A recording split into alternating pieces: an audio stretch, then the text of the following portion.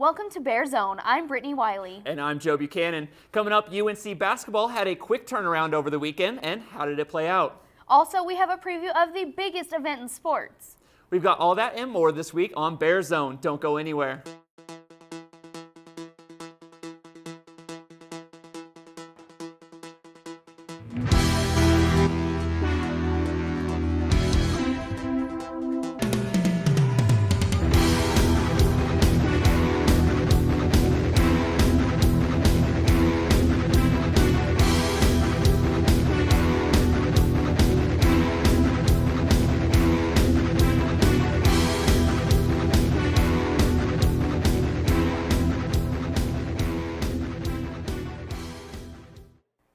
In Saturday's women's basketball game, you would have thought there was no chance Savannah Smith would score 24 points before it was all over.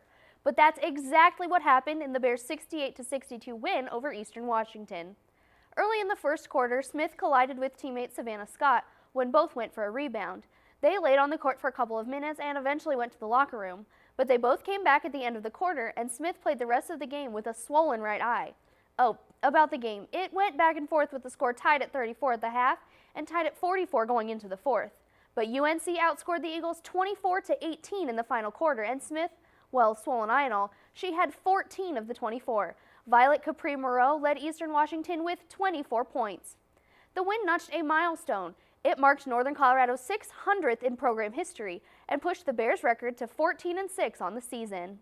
The team hits the road this week but returns home Thursday, February 8th to take on Idaho State at noon.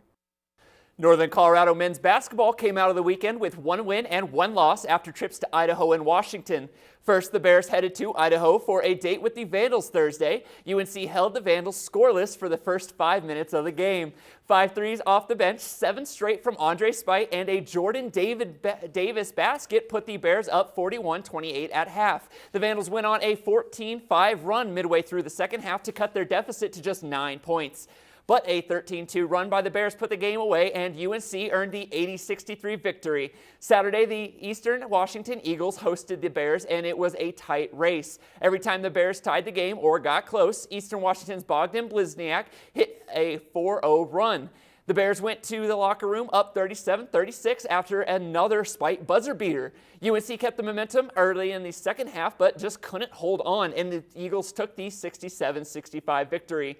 The Bears head into their next game with an overall record of 14-8 and sitting at 5-4 in the Big Sky. UNC hosts the University of Montana tonight with tip-off set for 7 p.m. before the Montana State Bobcats visit Saturday afternoon.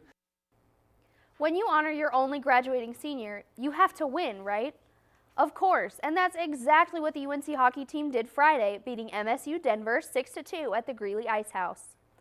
The Bears honored forward Alex Couples in a pregame ceremony, presenting him with a plaque and hanging his jersey on the bench. As for the game, Northern Colorado got goals from 5 different players for the second time in as many home games. UNC led 2-1 after the first period and scored twice in the third to lead 4-1 after 2. No hat trick this time, but Truman Gonzalez did score 2 goals. The Bears are headed to the playoffs again this year after claiming their second consecutive conference title. But before that, they have 1 regular season game remaining as they take on Air Force at 8:15 Friday. The UNC women's tennis team dropped their first match of the season Saturday afternoon to the University of Colorado, 7-0. The Bears and the Buffs met up at Workout West for a preseason matchup starting at noon. Taking a look at singles, sophomore Rafa Mora continued to prove why she's at number 1 for the Bears. Despite what the score said, Mora forced many games into ads scoring, but ultimately fell to Linda Huang 6-3, 6-0. Freshman Tristan Brian Otaki came close to getting a point for the Bears at number 2 singles, but fell 6-2, 7-5. On the doubles end, the dynamic duo of Madeline Doherty and Mana Koitabashi battled long and hard but fell short 6-3. At number 1, Mora and Brian Otaki also fell 6-3. The Bears picked up another loss that following Sunday, falling to Wyoming 6-1. UNC head coach Brenda Gallego said the Bears fought hard all weekend against tough opponents and took steps in the right direction. With 7 of 8 Bears being underclassmen, it's safe to say this season involves a lot of growth. So after the weekend, the Bears dropped to 1-2 on the season and the Buffs remain undefeated. Looking for a chance at redemption, UNC hosts Metro State Saturday, February 10th at noon. The Super Bowl is just 2 days away. What will the weather be like when fans head to their Super Bowl parties, Michaela? Hi, I'm meteorologist Michaela Lucero. Right now in Greeley, we're at 33 degrees with winds at about 6 miles per hour. If we look at the radar, we see a little bit of precipitation over Kentucky and Tennessee, but we're really interested in the storm over Denver. We see Fort Collins and Denver's getting a little bit of snow left, and the rest of the storm's moving out into Kansas. This weekend, men's tennis has 2 matches. On Saturday, they take on Metro State University at 11:30 a.m., and temperatures will be at 52 degrees. Then on Sunday, they take on Colorado College starting at 10 a.m., and temperatures will be at 43 degrees. Track has a meet at CU all weekend. We're expecting temperatures in the low to mid 50s and partly to mostly sunny all weekend. Super Bowl 52 is this Sunday. We're expecting a 9-degree temperature for kickoff, which is really chilly, and the winds will make it even colder. But we're thankful that it's an indoor stadium.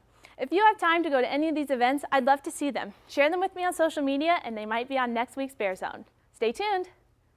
Thanks, Michaela. Close but no cigar. That's the motto for the Nuggets this week. The Nuggets started the week against the New York Knicks on Thursday with a blowout 130-118 victory. The next challengers were the Dallas Mavericks. After a fourth-quarter comeback, the Nuggets edged out Dallas in a 91-89 victory. Sadly, the Nuggets' homestand ended in disappointment. The Celtics defeated the Nuggets 111-110 on Monday.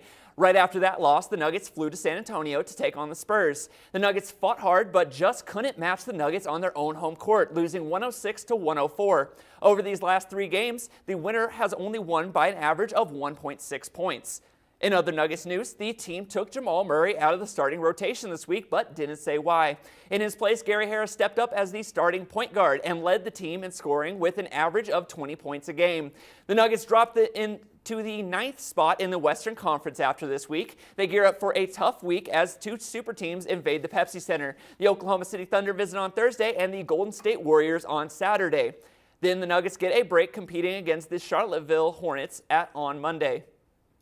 The first game out of the All-Star break, and it was a thriller. The Colorado Avalanche traveled to Vancouver Tuesday to take on the Canucks. After the first period, things looked grim for the Avs, down 2-0.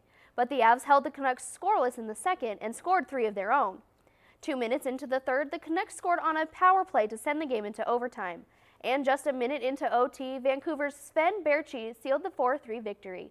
Following their 10-game win streak, the Avs dropped their last 3. They look to turn things around tonight at 7 p.m. in Houston without star center Nathan MacKinnon, who is out 2 to 4 weeks with an upper body injury. If you have a child playing baseball in Greeley, who better to learn from than a Colorado Rockies great, right? Well, that's what kids in Greeley had the chance to do Saturday when the Friends of Baseball held their 31st annual Breakfast of Champions. Former Rockies third baseman Vinny Castilla was the featured speaker Saturday, joined by former Broncos wide receiver Mark Jackson. The two spoke about their careers and gave some advice to young athletes. The event helps raise money for youth baseball in Greeley, with sports memorabilia being auctioned and sold in raffles throughout the morning. UNC baseball players helped out selling raffle tickets and showcasing the auction items for the crowd. Only 2 teams remain, and it's finally time for one of the biggest sporting events of the year. Whether you're watching for Justin Timberlake's halftime performance or to see who takes home the Lombardi Trophy, Super Bowl 52 promises not to disappoint.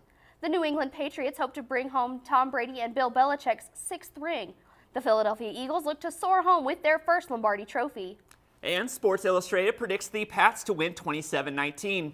The Madden game, which has correctly predicted 10 of the last 14 big games, sees the Patriots by just 4 points. According to our Twitter poll, 60% of our followers picked the Eagles, but I don't know if that's a prediction so much as a hope. What do you think, Brittany? Do you think the Patriots will be able to pull through?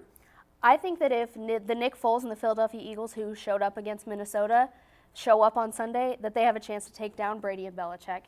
You can catch all the action Sunday at 4:30 on NBC and catch the highlights right here next week.